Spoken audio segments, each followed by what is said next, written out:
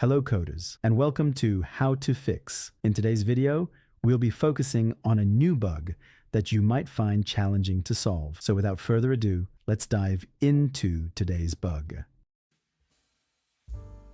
First, let's run code 1 that generate the error and let's see what happens. Now, here's the breakdown and the fix for the issue. Please halt the video to go through the explanation.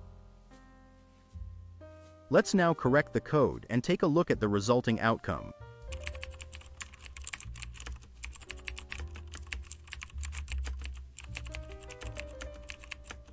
And just like that, the code is running smoothly and our output is on point. The bug has been squashed. That's the end of today's lesson.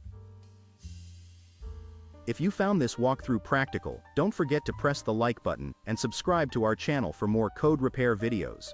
Stay enthusiastic, keep advancing, and happy coding everyone.